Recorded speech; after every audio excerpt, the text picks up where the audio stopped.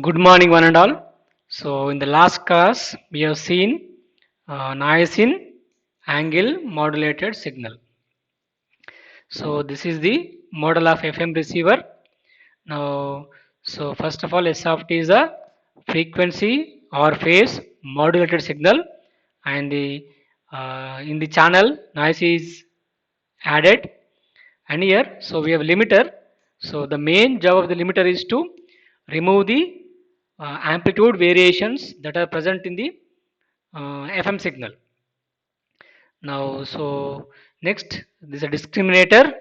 So it's nothing but a demodulator which contains uh, envelope detector followed by differentiator.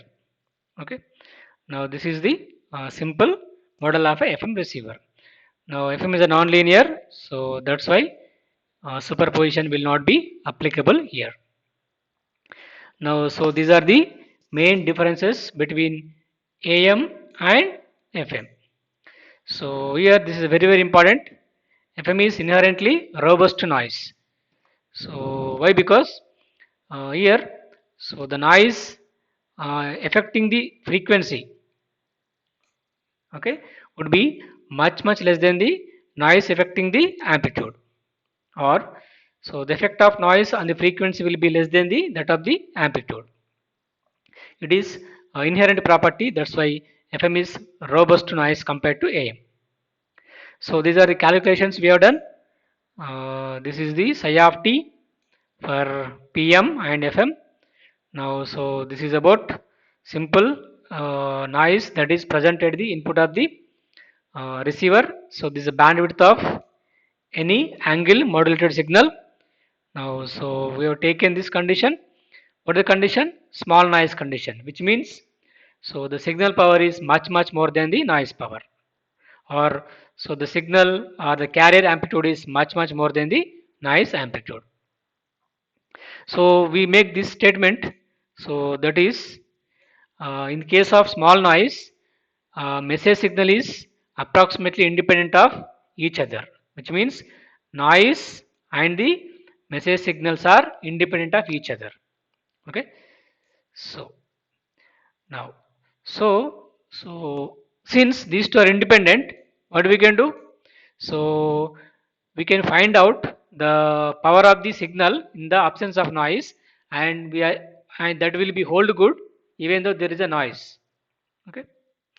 Now, so this is the output of the discriminator. So generally, what is the output discriminator? Proportional to what? Frequency deviation. Okay, so this is the discriminator output, and so output signal power would be obviously kf square m square bar. So if this is kf m of t, the power of that signal would be kf square m square bar. So for ISNR, so these are simple assumptions. Now this is the uh, finally this is the input to the receiver, which contains signal part, signal part, and the noise part. Okay. Now we have written this in this form, and here, so this is very important. So what is this? This is the phasor diagram of the yi of t. Okay, what it contains? It contains two vectors. The first vector is AC plus NC of t. Next vector is NS of t. Okay. Now, so we are finding the resultant vector. Okay. So this is a resultant vector, but we are finding the what? The angle between these two vectors. Here angle refers to the phase. Now, so from this phasor diagram, theta I of t equal to tan inverse ns of t by AC plus ns of t. So already we have made this assumption. What is that? So the signal power is much more than the noise power. So if it is so, this is something like this. Now here, so this ratio would be very small compared to 1. Why? Because of this condition. Now, so here, so we make this we make use of this small angle approximation, where if theta is much less than 1, what happens? So tan inverse theta is approximately equal to theta. So this is a basic trigonometric identity. So now finally theta I of t something like this. Okay. Now from there onwards, this is simple calculations. Now this is a discriminator output. So this is instantaneous frequency. Okay. Now, so we have done something like that. Now this is simply the Fourier theory. You might have studied already. So what is that? What it tells you? So if you differentiate any signal in the time domain, so that is equivalent to passing that signal through a system with transfer function h of f, that equal to how much? J omega. Okay. Now this is the final PSD formula. This is the PSD formula. Okay. Now these are the now here. So this diagram tells you three important uh, power spectral densities. Okay. What are they?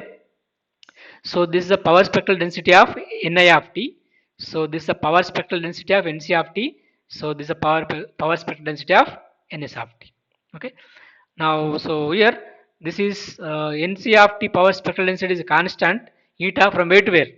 So here this point would be what this would be minus of delta f plus fm. This would be plus delta f plus fm. Same thing happens for the Ns of t. So they have same PSDs. Okay. Now so this is what we get. So this is finally we get in case of fm. So here we have omega square. Omega square is nothing but parabola. Okay. So y equal x square nothing but parabola.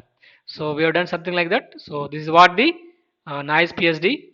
Now finally, after passing through low pass filter, you get this as a final noise PSD at the output of the receiver. Now from the noise PSD, how to get power? Integration. So I have done integration. So this is the what you get as the noise power at the output of the receiver N naught. Okay. Now this is the input signal. This is the output signal power. So now this would be the SNR.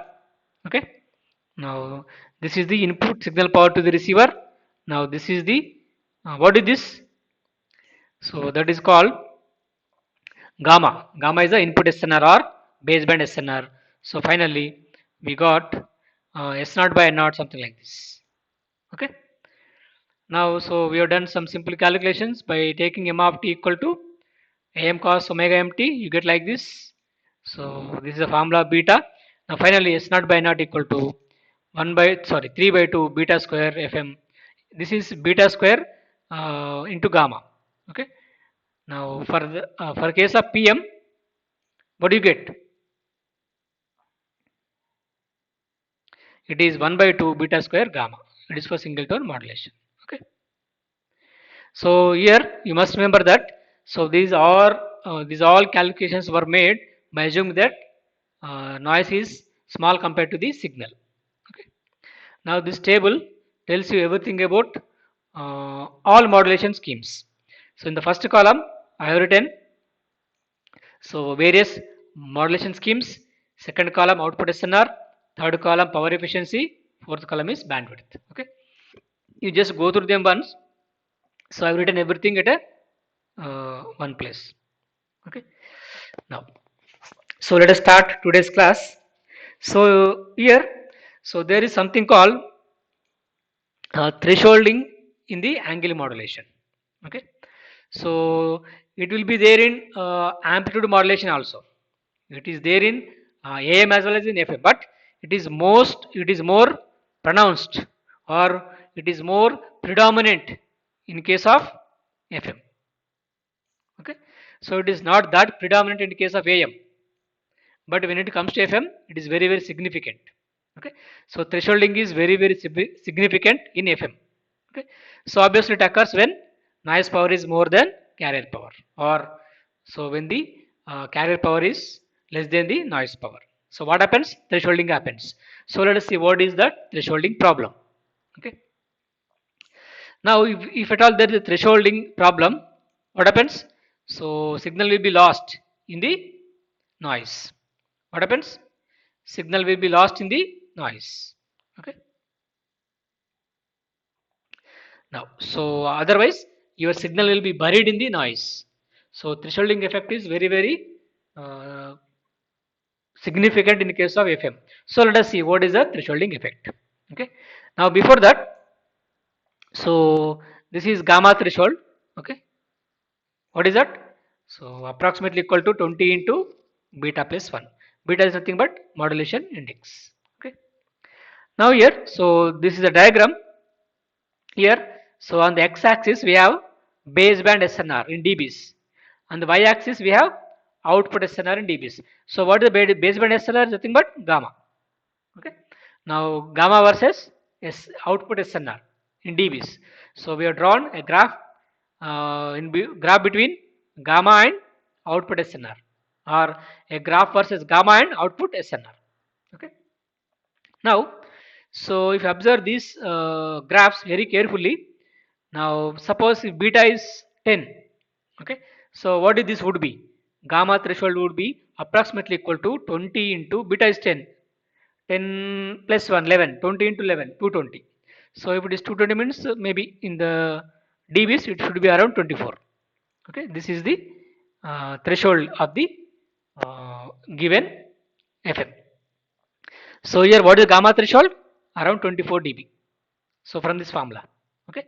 Now so when beta is 10 we have a threshold that is 24 dB, which means around 24 dB, 23 or 24 dB. Okay. Now here, so what do you mean by this thresholding effect is here your gamma, okay, your gamma always, or it should be greater than gamma threshold. Okay. So when your gamma is more than gamma threshold, what is happening? So when gamma is this side, this right hand side. So when gamma is more than this threshold, so the output SNR is increasing linearly. Okay. So which means if gamma increases, output SNR also increases linearly. So which is desirable. So if input SNR is increasing, in the same fashion, output SNR should increase. So that is quite good. But so let us see. Suppose let us take this side. Okay. So this left hand side.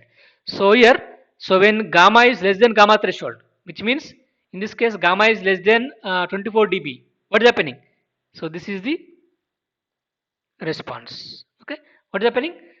So suddenly the output SNR is decreasing. Okay. It is decreasing all of a sudden. So that is called thresholding effect. As long as your gamma is more than gamma threshold, output SNR increases linearly with gamma. But so when your gamma falls below the gamma threshold, okay, so all of a sudden, so your SNR decreases. All of a sudden, there is a decrement in the SNR. So that is not at all desirable. So SNR may decrease, but it decreases. It should decrease gradually. Okay. So SNR decreases all of suddenly. So that is a problem that is called thresholding effect. So here always we try to maintain our gamma greater than gamma threshold. Okay. So our aim is to maintain our gamma more than the threshold value. Okay. Now you can see here also one threshold is there. Suppose for beta equal to 5, this is a threshold. So for beta equal to 2, this is a threshold. Okay. So on so on. You can observe for all these various graphs where, so if gamma is more than gamma threshold, so we are getting linear curves. Okay. But as soon as gamma is less than gamma threshold, what is happening? Okay. So all of a sudden, so output SNR is decreasing. Okay. So this is not at all desirable. Okay. That is called thresholding effect. So it is most severe in case of FM, but in AM it will be there, but it is not that problematic. Okay. So that is about thresholding effect. So always try to maintain your input SNR or gamma more than the threshold value. So what is threshold value given by this equation, that equal to 20 into beta plus 1, approximately equal to 20 into beta plus 1. Okay. So this is the thresholding effect in the case of frequency modulation. Okay. Now, so that is about thresholding effect. So let us discuss something important. So that is called free emphasis and de-emphasis in the angle modulation. Okay. So before going further, so let us take the two diagrams or two figures. So the first figure is, this is a message M. Okay. So this is the message This is a message PSD. Let us take. Okay. Now you know already this is a noise PSD. Okay. So this is a message PSD. This is the noise PSD. Now, so if you observe these two figures carefully, one thing is very evident. What is that? Here, so at low frequencies, here at low frequencies, we have more power. So signal is message is having more power at low frequencies. Okay. Otherwise, signal power is more at low frequencies. Correct? Okay. So as the frequency increases, correct? So the signal power is decreasing. Do you agree with me or not? So you can see here. So it is falling like this, correct? This is the signal power. So at low frequencies, signal has more power. As the frequency increases, the signal power is decreasing. Okay, so that is when it comes to message PSD. Now, so this is a noise PSD. We have drawn already just now. What is happening? Here reverse is happening. So at low frequencies, noise is low. This is a parabola, no? So at low frequencies, noise is low. As the frequency increases, what's happening? Noise also increases. Okay. So here, when it comes to message, so at low frequencies, the message power is more, or at low frequencies, the signal power is more. Okay. At high frequencies, the signal power is less. Here, reverse. At low frequencies, noise power is less. At high frequencies, noise power is more. Okay. Now, so if you take the SNR, S naught by N naught, okay, what happens? So at high frequencies, what happens? So at high frequencies, just now I told you, the signal power is less. It is very less. At high frequencies, signal power is less. What about noise power? More. Okay. So in this ratio, S naught by N naught, S naught is very very small, N naught is very very large. What about resultant? Very very small. Correct. So here denominator numerator is decreasing, denominator is increasing. Obviously the result would be decreasing. Okay. So just I want to say that at high frequencies, when the frequency is maximum, you get very very less SNR. Okay. So the high frequency components are suppressed actually, which means high frequency components are more prone to noise. Okay. So to avoid this, we should do some mechanism. That is nothing but free emphasis and de-emphasis. Okay. Now, so this is the diagram. Simply, you know already transmitter, receiver, and the channel. They will be there. Obviously, the extra components are free emphasis and de-emphasis. Okay. So here they are filters. Actually, they are simply filters. Now with the transfer function of pre-emphasis is HP of F. So the transfer function of de-emphasis is HDE of F. HPE, HDE. Okay. Now, so we are doing pre-emphasis before modulation or before transmitting. Okay. So here, first of all, we take M of T. Okay. So we take M of T here.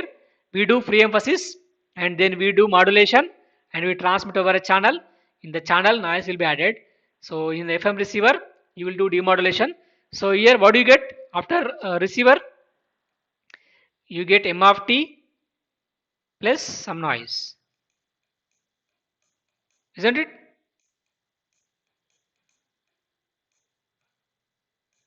So of the output of the receiver would be message component plus noise component. Anyway, now so here we are doing de-emphasis after receiver. Okay, so we do pre-emphasis before transmission or before modulation, and we do de-emphasis after demodulation. Okay, so it is at extreme ends. It is the starting point. This is the ending point of the FM system. Okay, now so here I told you, so the free emphasis, de-emphasis purpose is to increase the SNR of the high frequency components. Why? Because I told you just now, so this is the problem. Okay, so this is the basic block diagram of any FM system, including free emphasis and de-emphasis filters. Okay. So simply we take M of t, we do free emphasis, and we modulate the transmit over a channel. In the channel, noise will be added, and we do demodulation. In the receiver, we get M of t plus some noise, and after that we do de-emphasis. Okay. So one thing is very clear that here noise will not pass through pre-emphasis. Okay. So here noise and pre-emphasis are nothing to do with each other, because we are taking message signal, we are pre-emphasizing it, and we are transmitting. But so noise is adding at this point generally. Okay. So most of the noise is added in the channel. Okay. Now but so what happens through the de-emphasis, both are passing. What are they? Message as well as noise. Okay. Now so noise passes through de-emphasis. Okay. But noise will not pass through pre-emphasis. Are you with me or not? Okay. Because so this is the starting point of any system.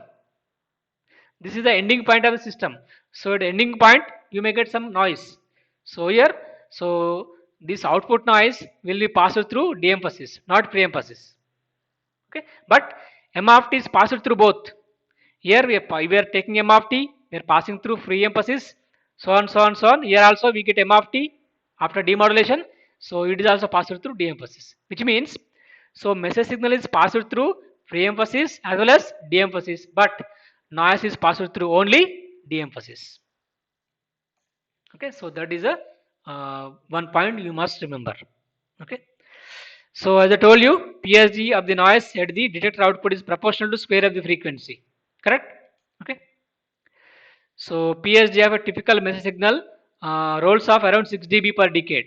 I told you already this one. So this is decreasing 6 dB per decade. Okay. You know what I mean by dB per decade. So you might have studied in your control systems. Okay. So right. So what do you mean by this? HP of F means pre-emphasis filter. So what it will do? It will artificially emphasize or it artificially amplifies high frequency components. Please remember. So free emphasis is not the amplification. Yes, it is amplification, but it amplifies only high frequency components. It doesn't amplify all frequencies. It amplifies only high frequency components. Okay. So prior to the modulation, okay, I told you already. So here, so free emphasis amplifies high frequency components of message signal prior to the modulation. Okay. And not only that, so hence before noise is introduced. Okay. So we are doing everything. I mean, we are doing pre-emphasis before noise is getting added. Okay. We are doing free emphasis to the message signal before noise is adding, before noise is being introduced. Okay. So I told you already. Now, so it provides amplification of only high frequency component. There's a mistake. So high frequency components are being amplified or they're being emphasized. Okay. So please remember, low frequency components they are not amplified; they remain same. Only high frequency components of the message signal are being amplified. So we have a reverse of pre-emphasis, that is called de-emphasis. I told you just now. Okay. So what it will do? It will de-emphasize the high frequency components at the receiver. Okay. Or so it attenuates the high frequency components at the receiver. Okay. So free emphasis means it emphasizes the high frequency components. De-emphasize means it de-emphasizes or it attenuates the high frequency component at the receiver.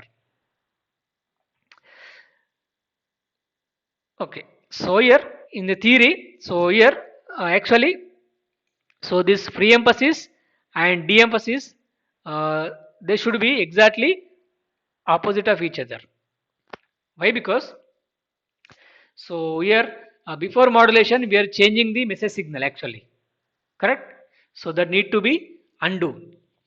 We do reverse of that. Okay. So here that's why HP of F into H D of F must be equal to constant, which means they are opposite of each other. Just now I told you. So free emphasis will amplify the high frequency components. De-emphasis will attenuate the high frequency components. Okay. So the amplification attenuation should be same by same amount. Okay. So it is very important. Okay. So what is that? This equation is very important. Okay. You must design your free emphasis or de-emphasis such that they satisfy this condition.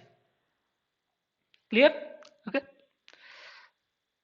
Now, so here, so in the process of free emphasis and de-emphasis, message is what? Unchanged. Please make a note of this. So in the process of de-emphasis and free emphasis, the message is unchanged. The power of noise is suppressed considerably. Let me go back to the diagram here. In the free emphasis, what we are doing? We are amplifying the what? High frequency components of message signal. So here what happens? We have message signal, we modulate, we transmit over a channel, noise will be added. In the receiver side, we have a message signal plus noise signal. Okay. What is happening here? We are passing this M of t through what? Again, de-emphasis. So M of t, we are taking M of t. We are passing through free emphasis. Okay. Now here also we get M of t. We are passing through de-emphasis. Okay. So M of t is being passed through pre-emphasis and de-emphasis. So that's why there won't be any change in the M of t. Clear? Why? Because so pre-emphasis and de-emphasis are exactly opposite of each other. Otherwise, so pre-emphasis is amplifying the message signal. It is attenuating the message signal. So the net effect would be zero. There is no change at all when it comes to message signal. But what about noise signal? Please remember, we are not passing noise through pre-emphasis. Noise is being passed through only de-emphasis, which means what happens? So de-emphasis means what? It attenuates high frequency components, which means so it may attenuate this high frequency noise. That is a requirement. Why? Because so at high frequencies noise is very high. Okay. So if you pass through de-emphasis, what may happen? So this de-emphasis may attenuate this high frequency noise. Okay. So that is a requirement actually, right? So here nothing happens to message signal, but noise will be reduced because noise is passing through de-emphasis. De-emphasis means it attenuates high frequency components of noise as well as message actually. Okay. So this is very important. Now by doing so, so we are getting a better SNR around. We are getting improvement of around 13 dB. Okay. Why it increases? See. So here, so nothing is happening to the signal. Signal is same. Why? Because so here free emphasis means we are amplifying and de-emphasis means we are attenuating. So there is no change in the signal part. Signal power remains same. But so noise is being passed through only de-emphasis, which means so de-emphasis is attenuation. Okay. So de-emphasis means attenuating. Obviously, so it will attenuate noise. So obviously you may get some improvement in the SNR, output SNR. Okay. So let us see some more things about these things. Right. So this is the free emphasis. This is the de-emphasis. They're simply just like low pass, high pass filters. Okay. But so you need to design them properly. Okay. Now this is the frequency response of free emphasis and this is the frequency response of de-emphasis. Okay. Now you can clearly observe here. Okay. So here we are taking a frequency range of omega 1 to omega 2. Okay, you can clearly see here omega 1 to omega 2. Here what is happening? So before omega 1, so what is the what filter is doing? Nothing is doing. It is simply 1, no? So there is no amplification at all. There is no amplification, there is no attenuation. So that's why, so these are low frequencies. So we are not doing anything to the low frequencies. Okay, but so these high frequencies are amplified. Okay, what frequencies? So frequencies from omega 1 to omega 2 are being amplified. Okay, and after omega 2 again no change, it is also 1, maybe, so maybe 2 you can take. Okay, so only thing is we are amplifying only frequencies from omega 1 to omega 2. So, but low frequencies are not being amplified. You can see very clearly. Okay, I told you already. So here we don't do anything to the low frequencies. Our concern is only for the high frequencies. So we only amplify high frequencies of message signal. Okay, why? Because what is the reason? This is how generally, typically, this is the message PSD. So at high frequencies you get less signal power. So what we are doing is we are amplifying the high frequency of the message signal. This is the pre-emphasis. Now this is a de-emphasis. What are you doing? So same thing. Omega 1 to omega 2, maybe more than that. So here they are attenuated. So this amplified version, this attenuated version. Correct? I told you. So they should be exactly opposite of each other from omega 1 to in this range. Omega 1 to omega 2, they should be exactly opposite of each other. So it is amplifying, it is attenuating. Okay, right? So this is about free emphasis and de-emphasizing. By doing so, we are getting better SNR. Typically, we are getting an improvement of around 13 dB. So that is reasonably good. Okay. So this is about some of the important concepts of frequency modulation. Okay.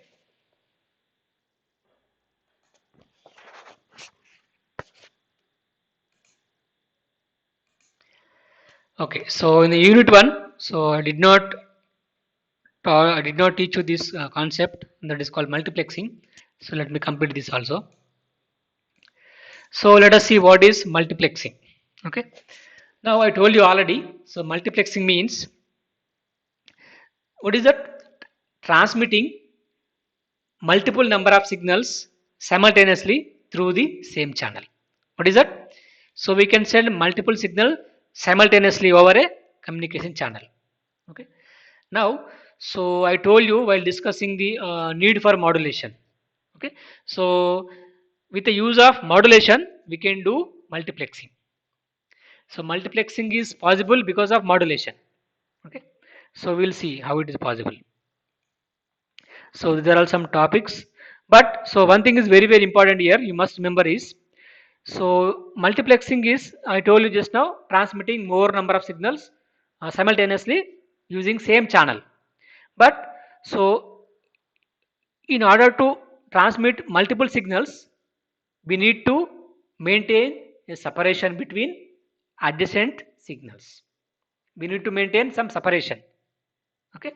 So here, so if you don't maintain separation, what will happen is they will overlap with each other. So if they overlap with each other at the receiver side, it would be very difficult for the decoding or demultiplexing. Okay. So here we have multiplexing and we should have demultiplexing also. So multiplexing means what? So transmitting more number of signals through same channel. So demultiplexing means nothing but picking the each and every message signal separately. Okay. Now, so in order to go for multiplexing, you must maintain some separation between two adjacent signals so that they don't overlap with each other. Okay. So we'll see everything about multiplexing. Now, this is about so multiplexing. So it is first it is there are two basic types: analog multiplexing and digital. Now in digital, so we have TDM. TDM means time division multiplexing. In TDM also we have further two types. What are they? Synchronous TDM, asynchronous TDM. Here, so this portion will study in the another unit. Okay, we'll study time division multiplexing in the another unit.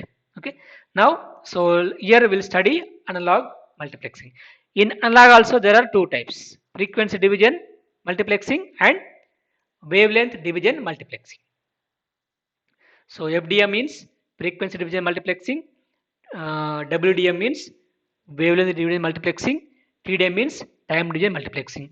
As I told you, we study about this TDM later. Okay.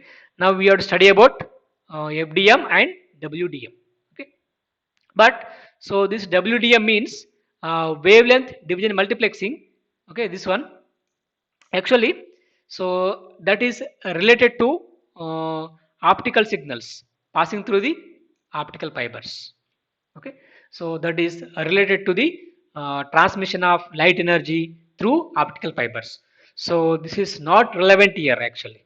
Okay, so that's why we don't study about this WDM. Okay, so because it is somewhat related to the uh, laser lights. Okay, or transmission of light through optical fibers. Okay, anyway, so that is not relevant here, so let us focus our attention on this FDM, frequency division multiplexing. Okay, so what is frequency division multiplexing? So the name itself indicates, so there is a division in the frequency. Okay, so here observe very carefully. So we do multiplexing. How we are doing multiplexing? By dividing the frequency. Okay, so we are doing multiplexing by dividing the frequency. Okay, what would be the TDM? We do multiplexing by dividing the time.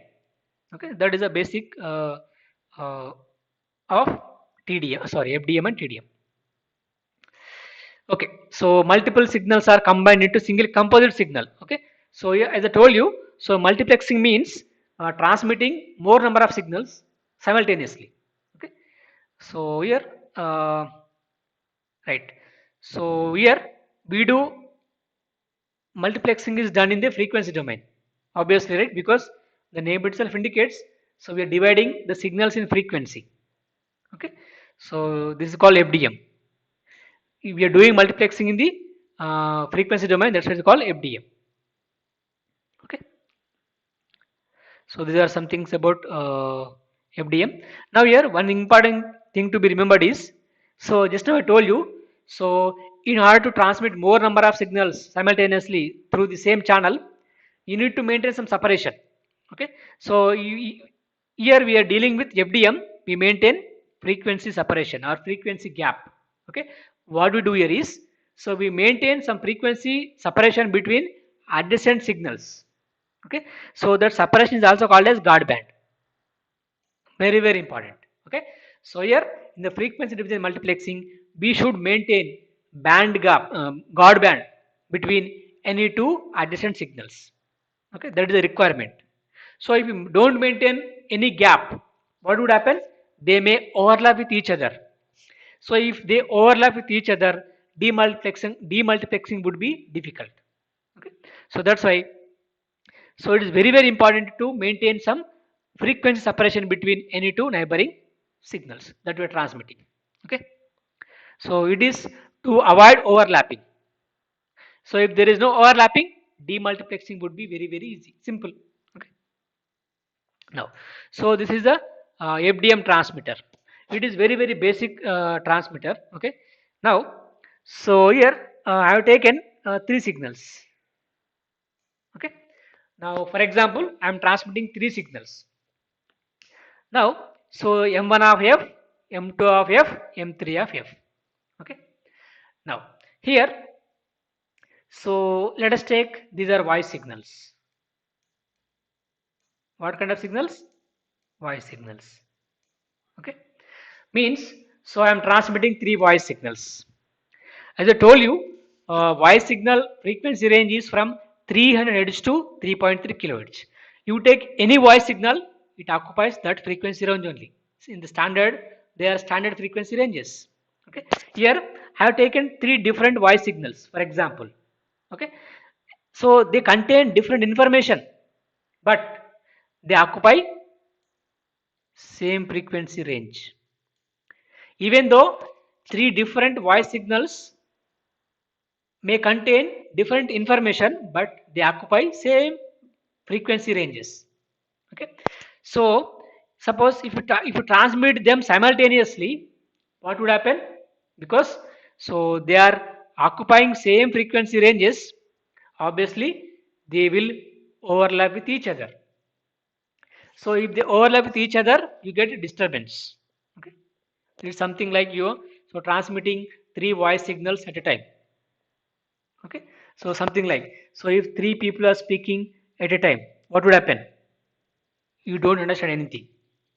So their multiplexing is done, but we are unable to demultiplex them. So let us take simple example. There are three people, they're talking simultaneously, which means they're producing three voice signals simultaneously. What will happen? You don't understand anything in generally. Okay. So we are multiplexing, it's okay, but we are unable to demultiplex. Why? Because there is no separation. Okay. So let us see what happens.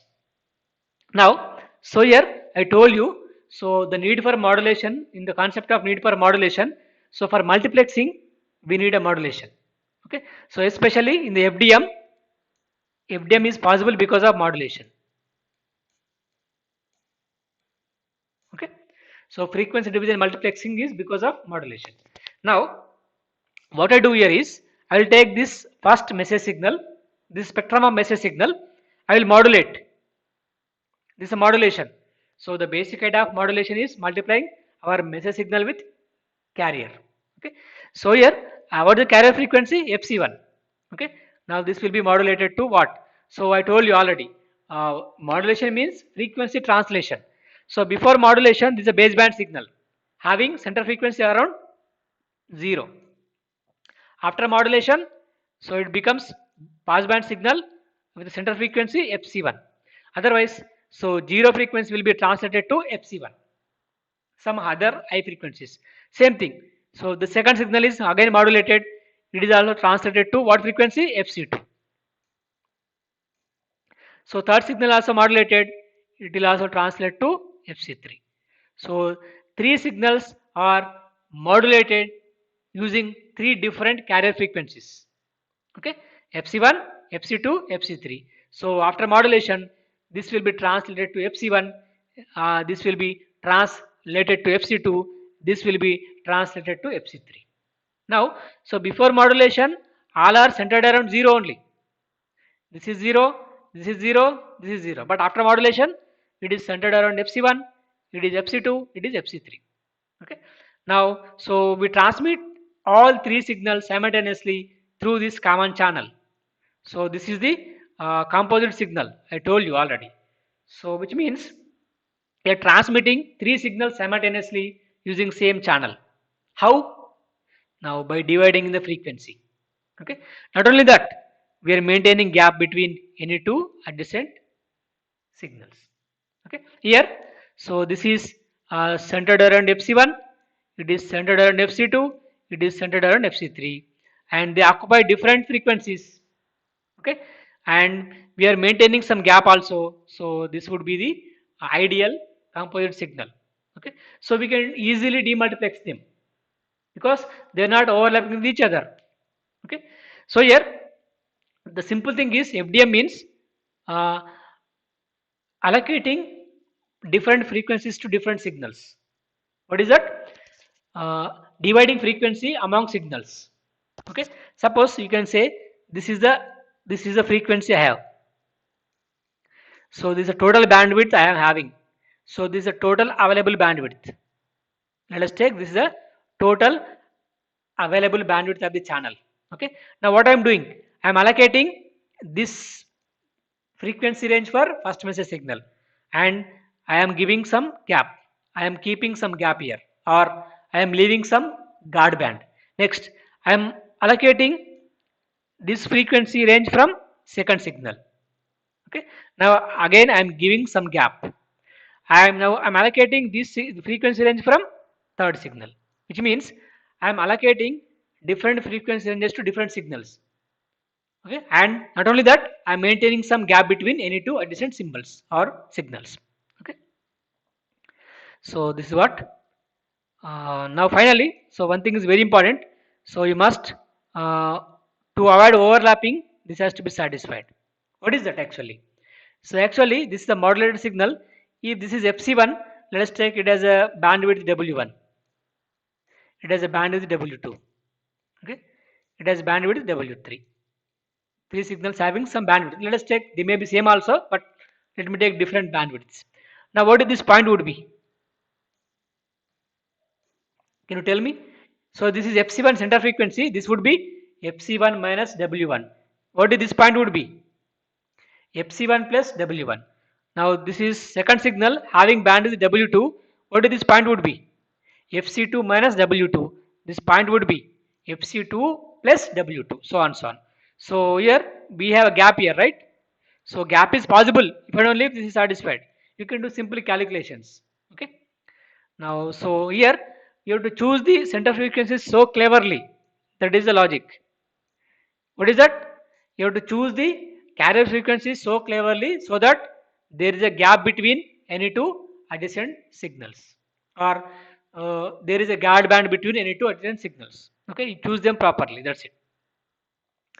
Now this is FDM receiver. Okay. Now so at this point you have a composite signal. Means what?